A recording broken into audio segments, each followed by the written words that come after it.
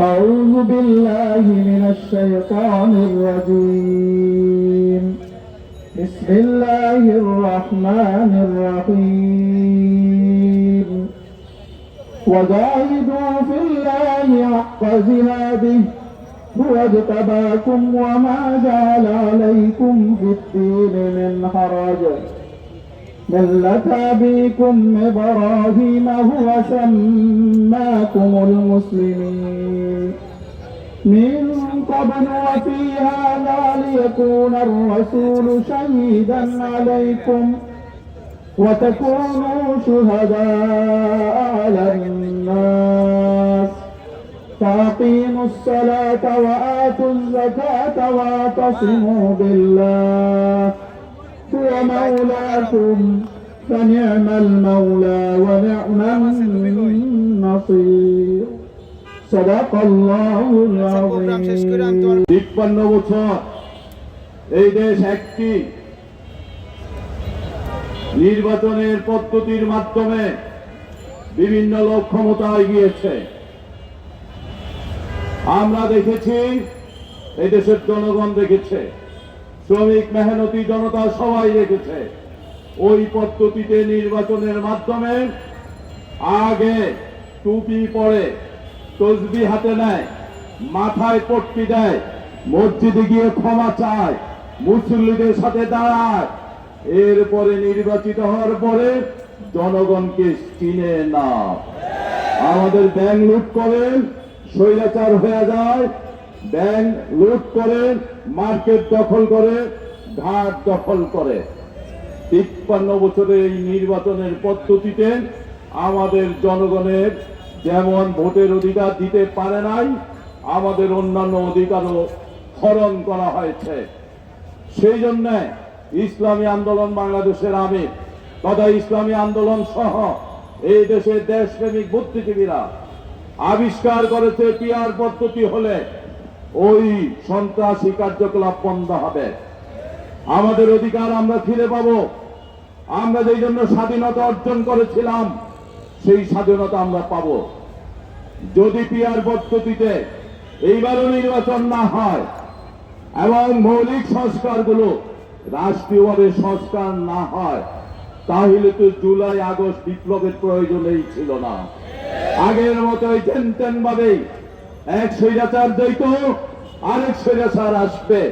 এই পদ্ধতির জন্য খোবাই সাইদ মুগ্ধরা রক্ত দেয় নাই, রক্ত দিয়েছে একটি নতুন বাংলাদেশের জন্য, যেই বাংলাদেশের শাসক এই দেশের মানুষের সেবক হবে, সেই জন্য রক্ত দিয়েছে।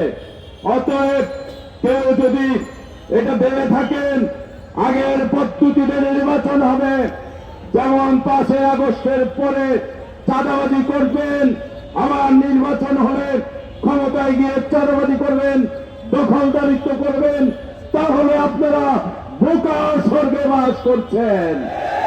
জুলাই আগস্টে যেই জনতা জেগে উঠেছিল ওই জনতা ঘুমায় নাই, সেই জনতা আবার জাগবে, আমার জনতা জাগবে, এই দেশের রিক্সাওয়ালারা জাগবে, শ্রমিকরা জাগবে, মেহনতি মানুষরা রাখবে, জনতা জাগবে।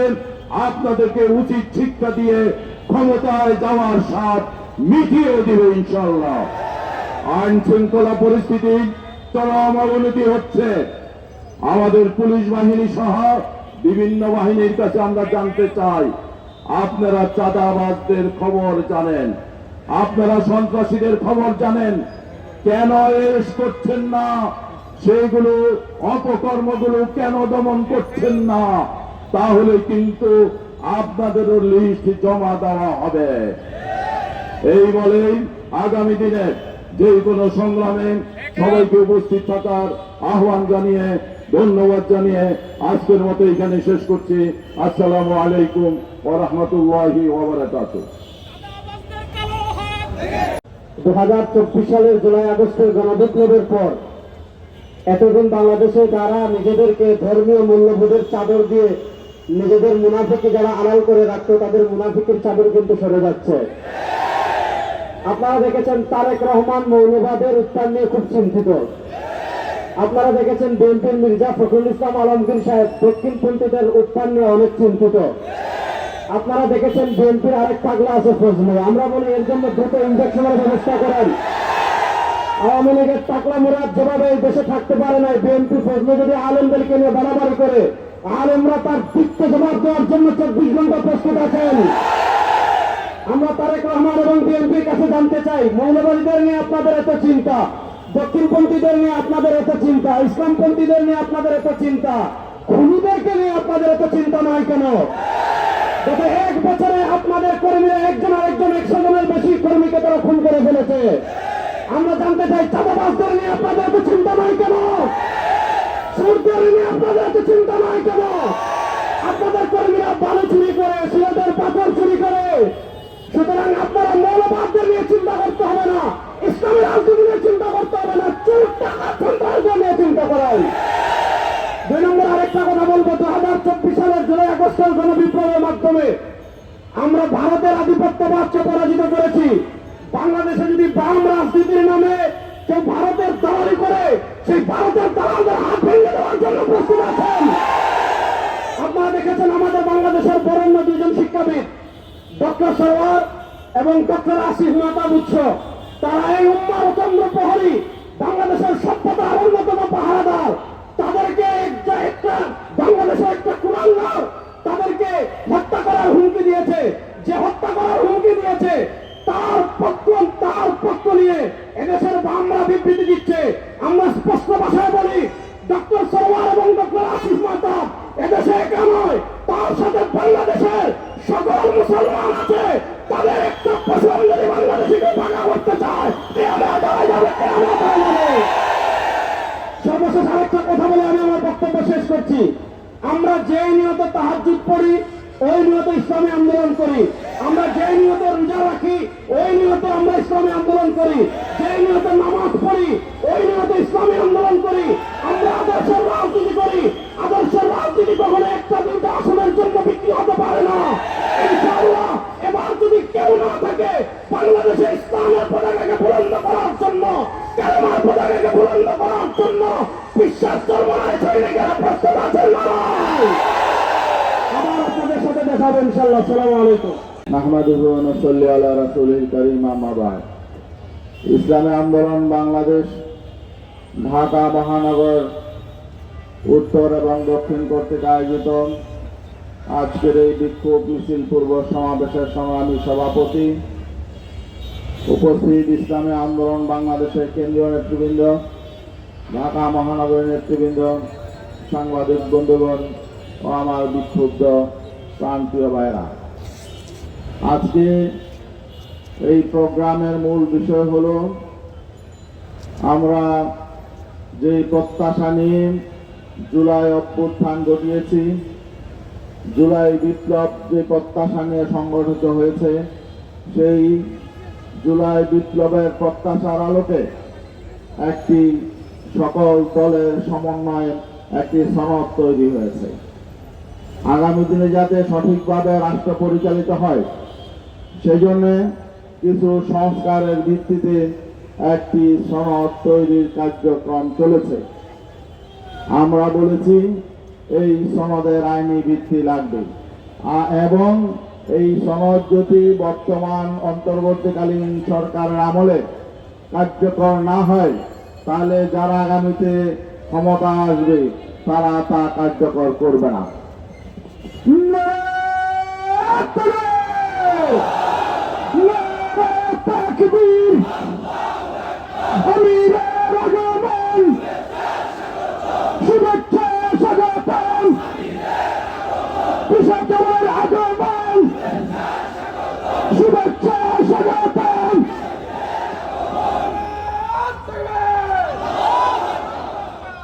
এজন্য আমরা নই, এই জুলাই সনদে যারাই সম্মতি প্রকাশ করেছে, বিএনপি ছাড়া বাকি সকল দল চায় জুলাই সনদের আইনি ভিত্তি হোক। প্রধান উপদেষ্টা গত কয়েকদিন আগে মালয়েশিয়ায় একটি একটি সংবাদ সংস্থার সাথে সাক্ষাৎকারে বলেছেন, যদি নির্বাচনের আগে সংস্কার না হয় এবং বিচারিক কার্যক্রমের অগ্রগতি না হয়, তাহলে নির্বাচন পরবর্তী আবার পুরাতন সমস্যা আবার তৈরি হবে, পুরাতন সমস্যা আবার ফিরে আসবে। তিনি ভদ্র মানুষ, তিনি বলেন নাই যে আবার নতুন ফেসিবাদ ফিরে আসবে, এটা তিনি বলেন নাই। তো আমরা তো সেই কথাই বলছি। প্রধান উপদেষ্টার কথাবার্তা এবং কার্যক্রম আমাদের কাছে এখন মনে হচ্ছে রহস্যজনক। কারণ তিনি বলছেন সংস্কার ছাড়া নতুন কেউ ক্ষমতায় আসলে পুরাতন সমস্যা তৈরি হবে। আবার তিনি কি করলেন, এত কষ্ট করে এতদিন সময় অতিবাহিত করে রাষ্ট্রের এত টাকা খরচ করে যে সনদ তৈরি হলো, সেই সনদ চূড়ান্ত হওয়ার আগে তিনি একটা নির্বাচনের ঘোষণা দিয়ে দিলেন। তো তিনি নিজেই তো এই সনদকে জবাই করে দিলেন। আমরা প্রত্যাশা করেছিলাম এই সনদ চূড়ান্ত হবে, চূড়ান্ত হওয়ার পরে প্রধান উপদেষ্টা নির্বাচনের সুনির্দিষ্ট একটা সময় ঘোষণা করবেন। কিন্তু তিনি মাঝপথে কাদেরকে সন্তুষ্ট করার জন্য অথবা কাদের চাপে তিনি এই সনদকে বাইপাস করে নির্বাচনের ঘোষণা দিয়ে দিলেন, এটা আমাদের কাছে বোধগম্য নয়। আমরা পরিষ্কার দেখতে পাচ্ছি, এই পুরাতন পদ্ধতিতে যদি নির্বাচন হয়, নির্বাচন তো হবেই না। জনগণ যারা অন্যান্য রাজনৈতিক দল আছে, শান্তিপূর্ণভাবে যারা দেশের রাজনীতি করতে চায়, গঠনমূলক রাজনীতি করতে চায়, যারা নির্বাচনে প্রতিদ্বন্দ্বিতা করতে চায়, তাদের প্রতিদ্বন্দ্বিতার কোনো সুযোগই থাকবে না। কারণ আপনারা ইতিমধ্যেই দেখেছেন, কুমিল্লার একজন সংসদ সদস্য পদপ্রার্থী, তিনি এই কুমিল্লা শিক্ষা বোর্ডের চেয়ারম্যানকে টেলিফোন করে বলেছেন যে তোমার কলিজা খুলে ফেলবে, আর তোমাকে যে নিয়োগ দিয়েছে তারও কলিজা খুলে ফেলবে।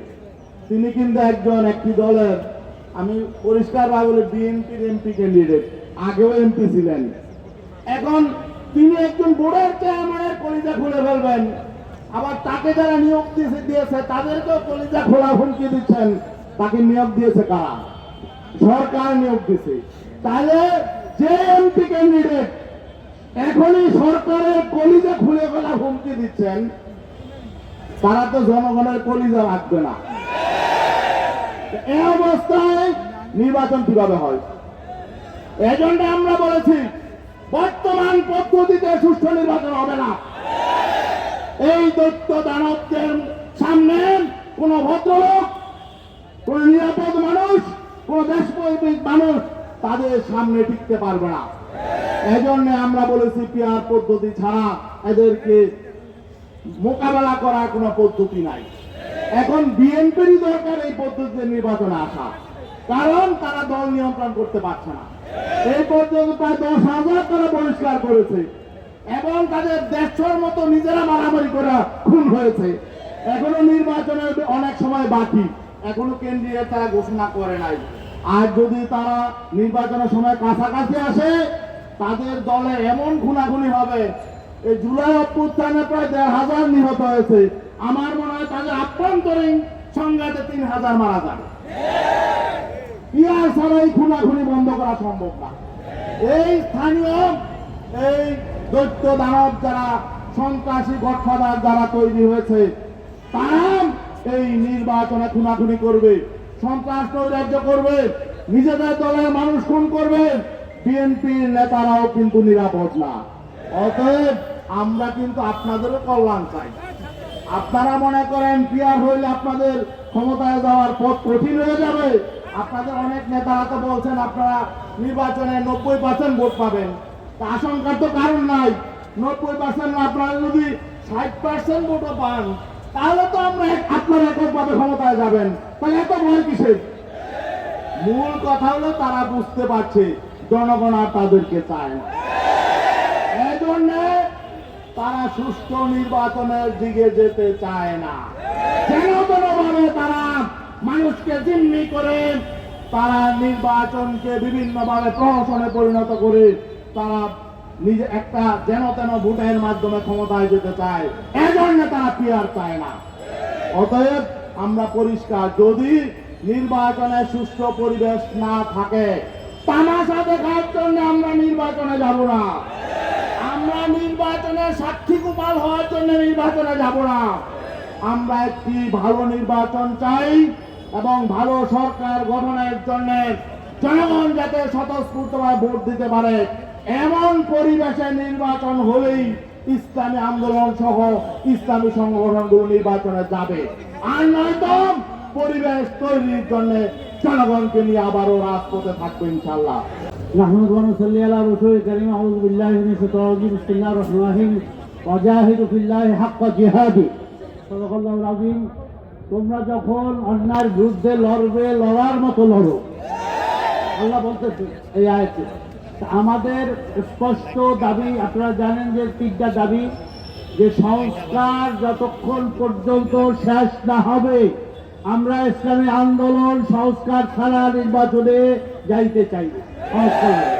দ্বিতীয়ত, বিচারের ব্যাপারে গণহত্যা যে করছে ফ্যাসিস্ট ফিরাউন, এই জালেম আওয়ামী লীগ সরকার হাসিনা, তাদের দৃশ্যমান বিচার হতে হবে।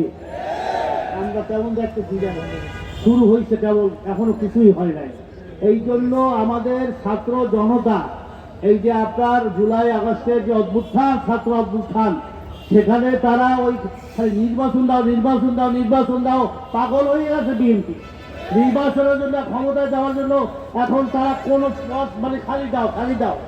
আমরা তো ছাত্র জনতা, এই জন্য তো তারা কি করে না, অভ্যুত্থান করছে, গণঅভ্যুত্থান করছে একটা সংস্কারের জন্য। এই পিয়ার পদ্ধতির ব্যাখ্যা সবাই যেতে আছে, আমাদের প্রত্যেকটা ইসলামী আন্দোলনের নেতারা পিয়ার পদ্ধতি তারা নাকি বোঝেই না। তারা বলে খালি ক্ষমতায় যাবো, এইটা বোঝে।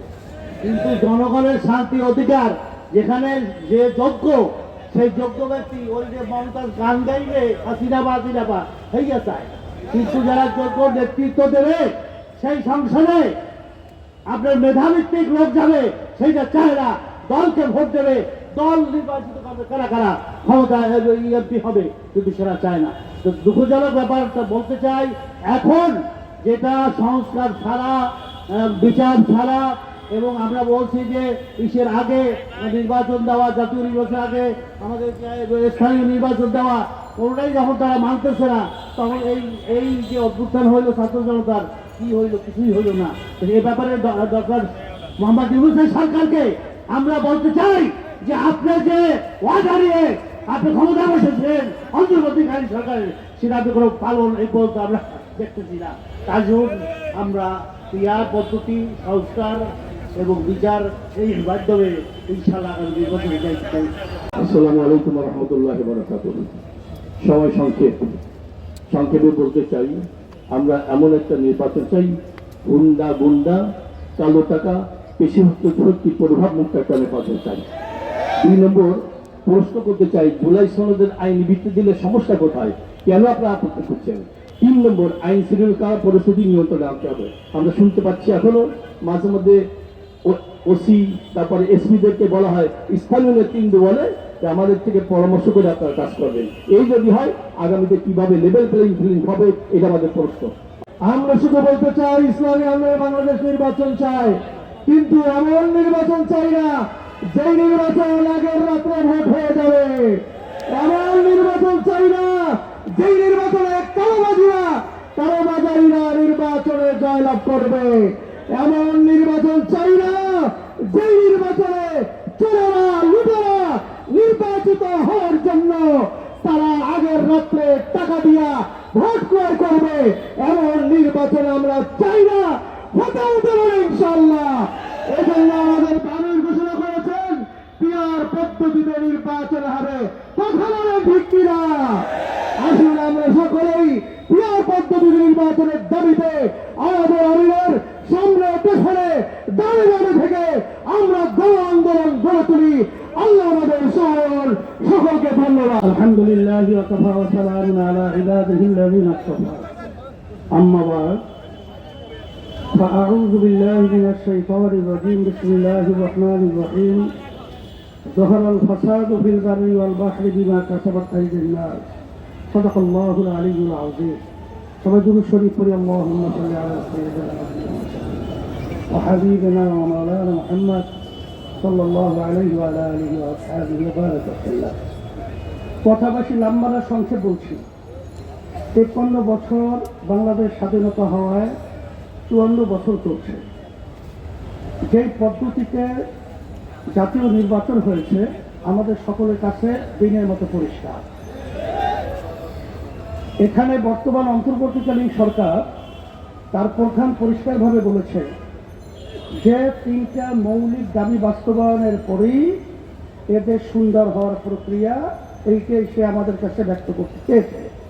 এর ভিতরে একটা হলো সংস্কার এবং খুনি গুমি টাকা পাচারকারীদের দৃশ্যমান বিচার, আর এরপরে হলো জাতীয় নির্বাচন। আমি অন্তর্বর্তীকালীন সরকারকে বলবো, আপনি বলেছেন এটার পরেই জাতীয় নির্বাচন, কিন্তু সংস্কার কি হয়েছে? আচ্ছা, দৃশ্যমান বিচার হয়েছে? একটাও আমরা হয় নাই জনগণ বলছে। এরপরে আপনি জাতীয় নির্বাচন ঘোষণা করাটা, এটা আমাদের কাছে কিন্তু বিভিন্ন দিক থেকে সন্দেহ তৈরি হয়েছে যে নিশ্চয়ই আপনার উপরে কোনো ধরনের, যেটা আমরা বলবো অশুভ এবং গোপন জিন সওয়ার হয়েছে। সেই জিনের নাম আমরা বলতে চাই না, কিন্তু আপনি অন্তর্বর্তীকালীন সরকার সম্মানিত প্রধান ডক্টর ইউনূস সাহেব জেনে রাখেন যে বাংলাদেশ যখন নাকি একটা অশান্তির আগুন সর্বত্র ধাউ ধাউ করে জ্বলছিল, তখন কিন্তু ছাত্র জনতা তখন তারা রাস্তায় নেমে এসেছিল এই অন্যায়, এই বৈষম্য এবং এই খুব খারাপি থেকে দেশকে মুক্তি করার জন্য। যদি কোনো অশুভ চক্র এবং কোনো জিন সওয়ার হয়ে আপনাকে চাপ প্রয়োগের মাধ্যমে এই ধরনের ঘোষণা দেওয়া থাকে, আমরা পরিষ্কার বলছি যে আমরা কিন্তু বাংলাদেশের মানুষ, আমরা ছাত্র জনতা, আমরা কিন্তু রাজপথ ছাড়ি নাই।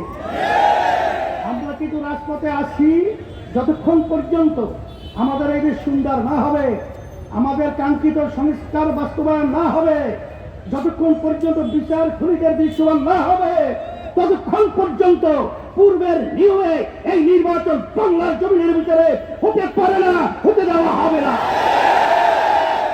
সাথে সাথে আপনারা জানেন যে বাংলাদেশে 53 বছর যে পদ্ধতিতে নির্বাচন হয়েছে, এই নির্বাচন পদ্ধতি সংস্কার হইল প্রধান সংস্কারের মূল লক্ষ্য। এই সংস্কারটাই হলো 91 দেশের মতো, যেখানে পিআর পদ্ধতি নির্বাচনের মাধ্যমে সেই দেশ রাজনৈতিক অশান্তি, অরাজকতা, খুন খারাপি অনেকাংশে সুন্দর পরিবেশ তৈরি হয়েছে।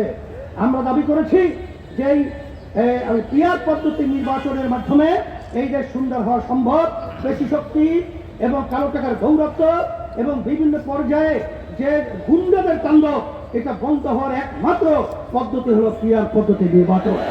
আপনারা দেখেছেন যে আজকে সুজন নামক একটা সংস্থা, তারা সাধারণ মানুষ বাংলাদেশের তাদের কাছে জরিপ করেছে, সেই জরিপের ভিতরে 71% মানুষ তারা পিআর পদ্ধতিতে নির্বাচন চায়। এখনো কি আপনি বুঝেন না? না আপনাদেরকে আরো সুন্দরভাবে বুঝাতে হবে? আমরা পরিষ্কার বলছি, এখন যদি সর্বশ্রেণীর মানুষ, সাংবাদিক এবং সর্বমহলে সকলের দাবি হলো পিআর পদ্ধতি নির্বাচন বাংলাদেশে অনুষ্ঠিত হতে হবে এবং সংস্কার দৃশ্যমান হতে হবে এবং জুলাই সনদ আইনি তার স্বীকৃতি দিতে হবে। যদি জুলাই সনদ আইনি স্বীকৃতি না হয়, তারা ক্ষমতায় আসবে, 2 বছরে তারা পাশ করিয়ে নেবে। এটা হলে গ্রাম্য কথা আছে, গুড়ে বালি। এটা কখনোই সম্ভব না, হতেও পারে না। এটা নির্বাচনের আগেই এটা হতে হবে এবং জুলাই সনদ আইনি স্বীকৃতি দিতে হবে। সেই লক্ষ্যে আপনাদের সকলকে উদাত্ত আহ্বান জানাচ্ছি, আসেন এই টিন্ডারবাজি, চাঁদাবাজি এবং এই খুনি এবং এই বাংলাদেশকে অশান্তি যারা করে, এবং এক কথায় বলবো, বিদেশের যে আধিপত্য বিস্তার রোধের জন্য একমাত্র বাংলাদেশে সুন্দর করার পদ্ধতি এবং মানুষ সর্বদিক থেকে সুন্দর পরিবেশ তৈরির জন্য পিআর পদ্ধতি নির্বাচন হতে হবে। এই দাবিটি আজকে আমাদের এই প্রোগ্রাম। এখন আমরা বিশেষ করব জানাবো, এরপরেও যদি এবং আগামী এতেও এইটা বাস্তবায়নের জন্য আমরা বিভিন্ন কর্মসূচি সময় উপযোগী সেটা আমরা দেবো ইনশাআল্লাহ। আমরা মাঠ ছাড়ছি না। এখন